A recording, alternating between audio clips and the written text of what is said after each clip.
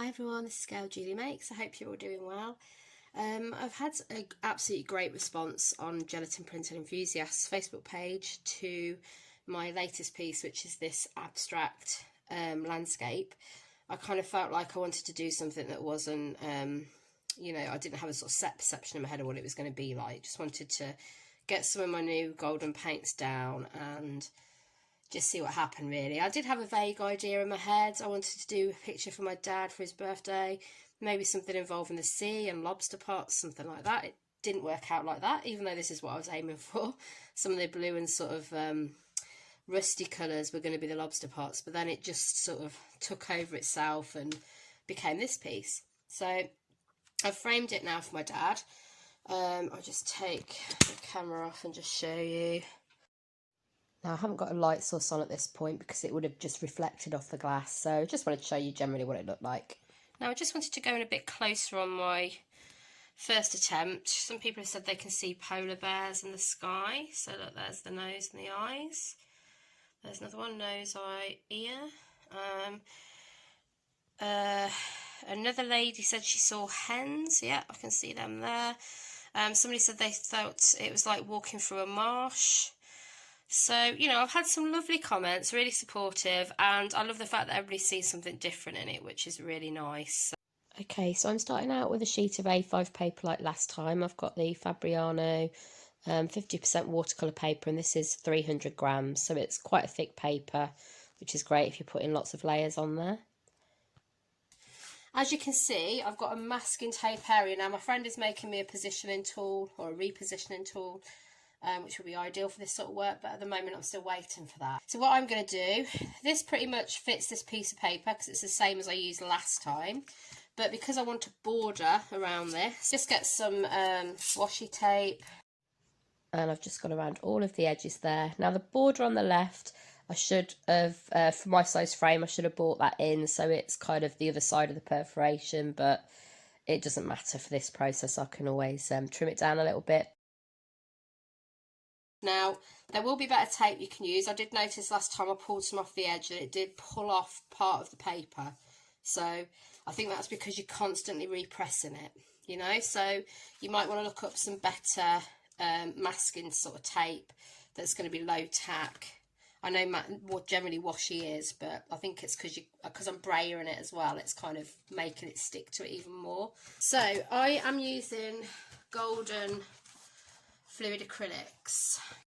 So I'll pop a list of all the colours that you get in this set, so you can just pause that and have a look. I'm also bringing some Dina Wakley acrylic paint into the mix as well, and possibly some gloss sprays by Dina Wakley. So use whatever you've got, guys, to be honest.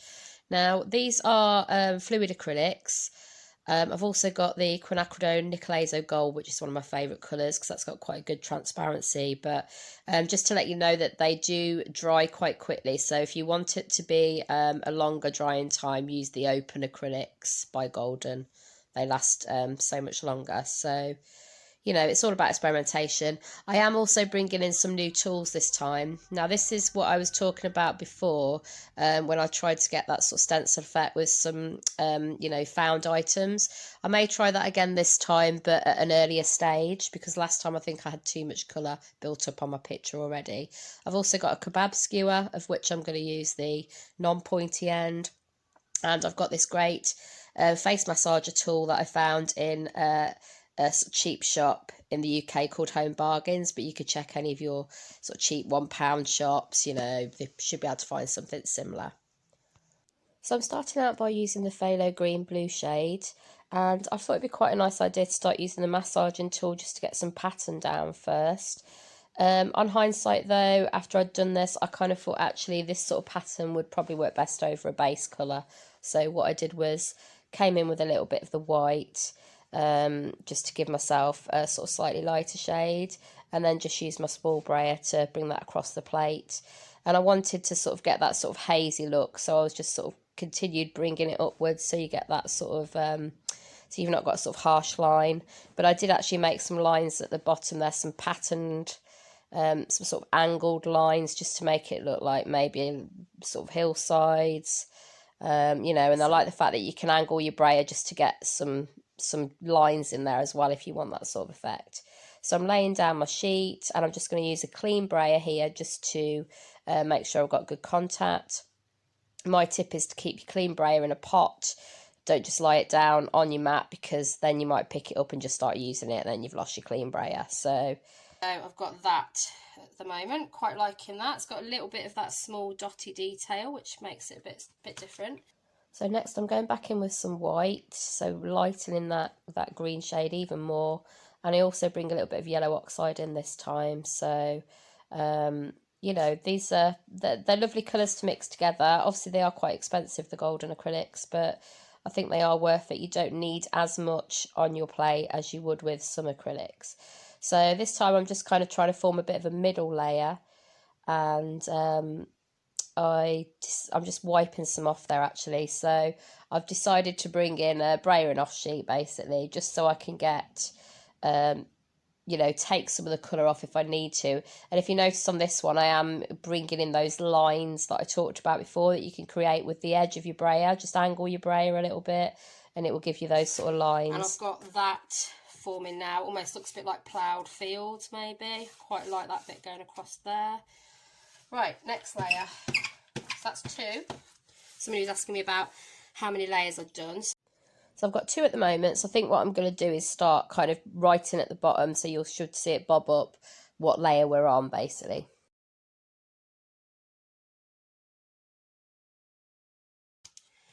Okay, so I've got that now, 3rd layer. I do like doing a lot of work with water and reflections and things, so possibly that might be a nice one you could use for that to experiment with. So now I'm building up some mountain areas in the background. I've got phthalo blue, magenta and white that I'm using for this purple colour. And I'm obviously laying a thicker layer because it's with a palette knife. So I do go in with a brayer and just brayer some of that colour off. So starting to build up something there, but I kind of wanted it to be higher up really. But that's fine. You can just, you know, ignore that bit almost to a point and then build over the top of it again. So this is kind of giving me an idea of where I need to build above now. So I've just added a block of purple basically, gone over it with a brayer, giving it a bit more of a haze, which I like. Yeah, so that's more, I like the sort of haze that's forming here. We're getting more of that sort of mountainous bit there. And I can kind of look at where it is now, so I can kind of, you know, I can bring in a bit more of a kind of bit here. I may even decide to bring this in now and roller over that to get that sort of slightly ploughed effect. You see what I mean? Because it's quite drying quite quickly, it doesn't necessarily kind of capture it quite how you want it to, or if you were using, say, like a thicker stencil or something. But you know, we can get some of those lines in there.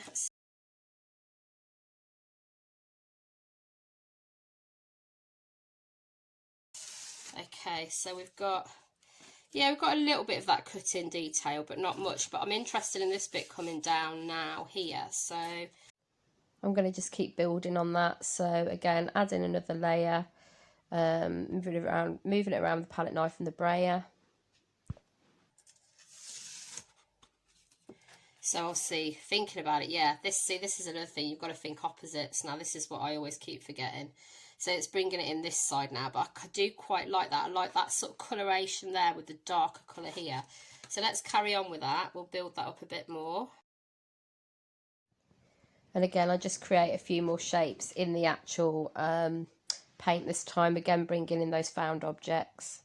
So interesting. Okay, so again, I'm not really liking this. It's sort of not built up enough in the background yet for me on that one. So what I'll probably do is come in with my brayer and get a bit more brayering going on there. So I'm even putting it into the sky now as well. So you see how I'm building up that colour, so that's fine. Okay, so now I'm looking at that, I'm thinking we need to lighten it up a bit. So let's go for, I've got this nice Aloe colour by Dina Wakley. And I'm going to use the face massaging tool to just get, you know, quite a sort of full depth layer here. Okay, so next stage, we need to get some more detailing at this level, I think.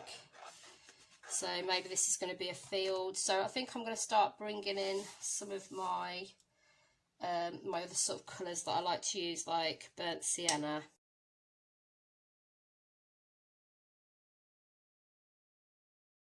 Yes, I'm liking that now. So this colour's come in quite nicely. So now what I want to do is put like another layer where we can, a sort of darker layer where we can maybe bring some light through it. So if I go for, this one actually is quite transparent. Let's just try a bit of this. This is the Quinacrodone Nickel Azo Gold. And I just love this. I just think this is such a beautiful colour.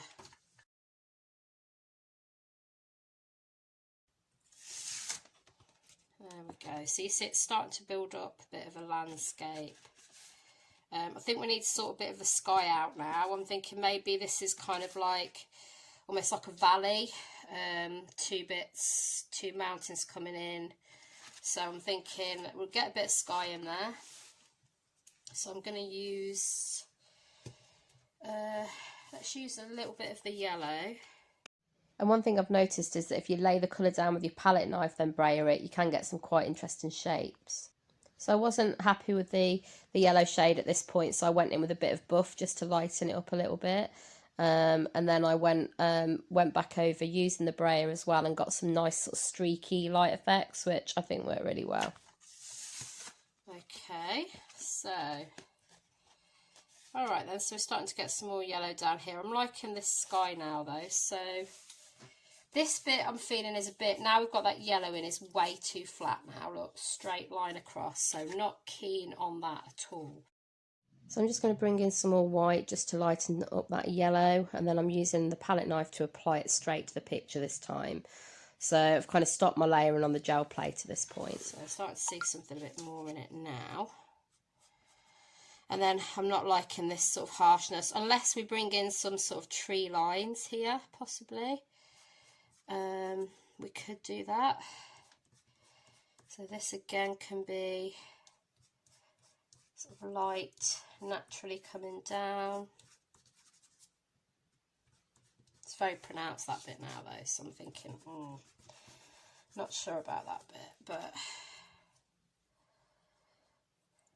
And then I like the idea of having some of these lines along here. So maybe if we bring in the Quinacrodone again. And at this point I'm just trying to get some more texture in there again. And this is another technique you can use, is tear myself a mask. And I'm almost doing it like it's a checkbook. I'm perforating it. So maybe we could get a little bit more of a sort of line for this brown, or this Quinacrodone. So almost like you're kind of, you know, adding a bit more like that, you see. So that mask is working pretty well for us now. So I'm just brayering that in, obviously not on my plate. I'm not doing a gel plate pull, I'm actually doing it on my straight on there now. And then I think I want to get rid of this bit, this sort of shaft of sun coming here, because I feel like it's all coming from the one area. So I think what I'll probably do there is just maybe just try and mask a bit of this area off here where it's catching, and just go back in, and you're almost taking some bits off there, look. So again, I can go in with a lighter green here. I may use some of my Dina Wakley gloss spray. Now, is this going to actually spray for me today? Yeah. So I'm going to get some lighter colour in here, and I'm just going to sort of brayer that around a little bit. So if that just adds a little sort of extra dimension to it, really. Yeah, so that's quite nice. So if I just bring that in, and yeah, see, that is Doesn't really have much effect with that, but that's kind of quite nicely brought that out. So, you know, use other things you've got as a resource. How's it starting to look now? So we can just maybe model that in a bit more. At this point, I now decided that I needed a more defined area, so I decided to create a walkway, or it could be a waterway, however you interpret it, and I'm using the Dina Wakley marine colour with my palette knife. Now this is where it is kind of good to have a plan, because if you've got a kind of reference photo that you can use, perfect, then you can really go to town with, you know, exactly what you want to do. Now this is reminding me of a certain area now, but I don't have a reference picture of it at the moment, so that's kind of frustrating me a bit now. So, you know, if you're armed with the correct tools, then, you know, you can really produce some interesting results, can't you? And then I think what I'm going to do is bring in that night, that colour that I was talking about anyway, and try and get a little bit, maybe some trees built up in the background. I already feel like I've got a couple of really distant ones there. So again, I'm just using my palette knife to build up that detail on the horizon, so, you know, you've got a focal point as well in the distance, so just gives the whole picture a bit more depth. Now this particular landmark on the left is quite interesting. It could be a church, it could be a castle. I actually imagined it to be like a disused tin mine in Cornwall.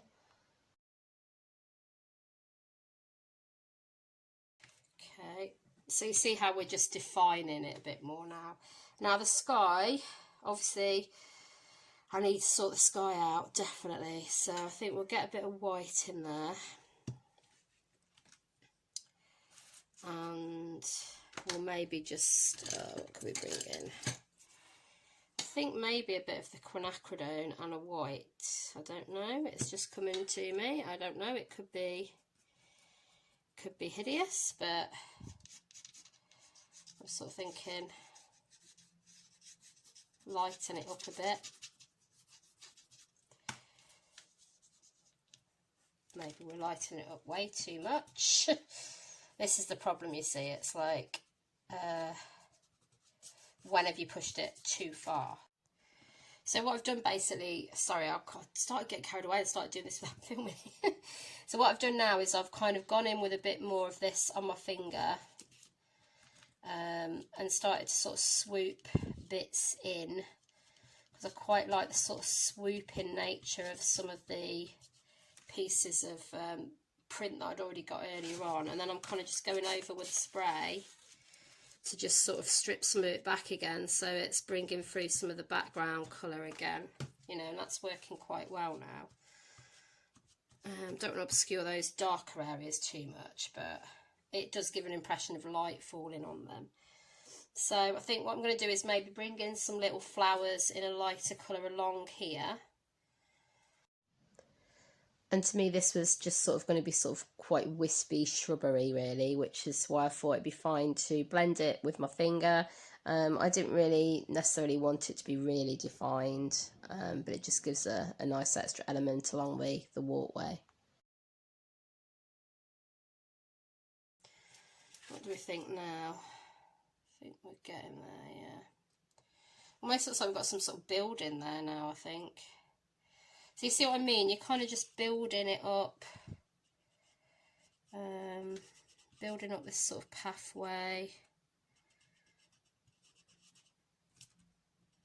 It's almost like a beautiful pathway out in the middle of nowhere.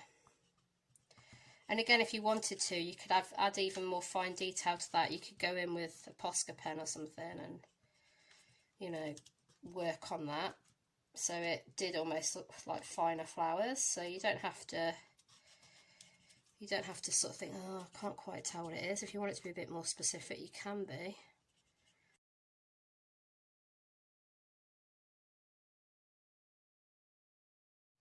And again, I started to bring in some of that nickel azo gold, which was, you know, it's my favourite colour. It just adds so much, because it's got that transparency. It really makes other colours stand out too. So at this point, I'm actually using that same colour to bring in another mountain in the background.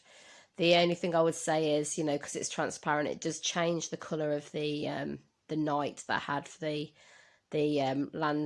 landmark. So I just went over that again with the same colour. Okay then, so from the photo I've just took, I've noticed that this bit here is just too long, basically.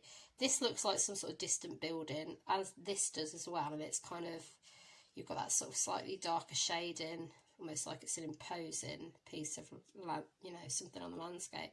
This bit is way too long. So I'm going to come in over the top of that and just try and blot that out a bit more, at least. So this is why it's good to take a photo, because I don't think I might have noticed that so much if, you know, if I'd not been looking at the photo. So obviously it's going a bit lighter now.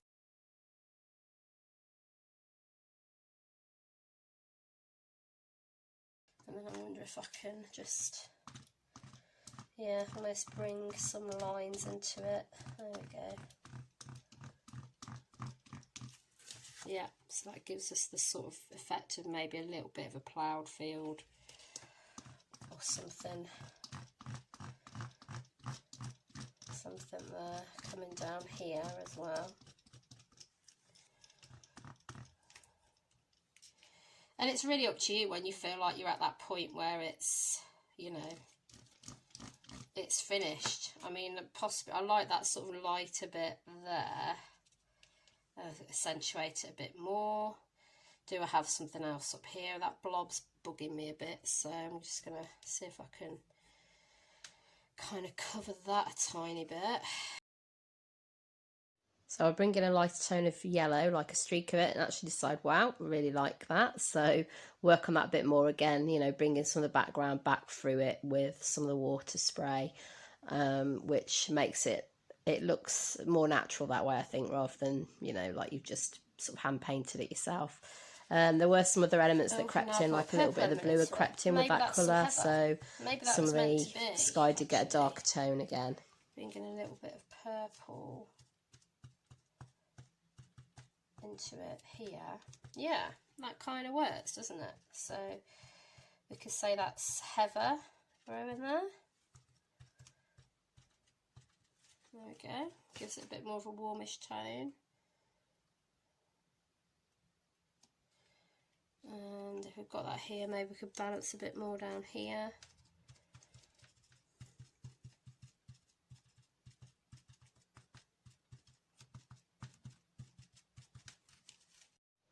So I'm just bringing in my Stabilo All pencil, that's ALL. This is a water reactive pencil, and you can use it on lots of surfaces like metal, wood, plastic, all sorts. On this sort of paper though, I was experimenting with both techniques. So first of all, you know, using the colour first and then spraying it with water, or spraying the actual watercolour paper first and then going over the top with a pencil, which you'll see me do in a minute. You know, just gives slightly different feel each time. So I was building up to the right there with a little bit of sort of plant detail and a little bit of maybe a sort of like, you know, an old fence. And then I've got a rickety fence on the left there that I just thought sort of gave that area a little bit, broke it up a little bit so it wasn't quite as blocky. And then again, I'm just covering that area that had got uncovered from the various layering that I was doing. So, you know, it's just working more into the particular piece. I think using another medium with the paint really does give you, you know, even more depth to the piece. So I think you can get quite a lot of tone from this particular pencil. I really like that tree line that's forming top right there. So again, it's just, you know, adding more depth to your piece. Okay, and then I'm just taking the sides off there. Now that side bugs me because I wish I'd left more of a margin. It should have been the other side of the perforation, but hey ho, it's going to be hidden completely by the frame anyway. So there's my finished piece, guys. I hope you enjoyed it. Thank you so much for all the amazing comments you've shared with me on Facebook so far. I do hope some of you guys will consider subscribing to the channel. Top left there is my profile picture. If you hit that and the bell and all notifications, that'll let you know whenever I've got a new video coming out. And bottom left there is another video that I think you might enjoy. I will be doing lots more of these style videos coming up, guys, so it would be great to share those with you. I hope you have a brilliant week. Keep crafting, have a go at this, and I'll see you in the next one. Bye for now.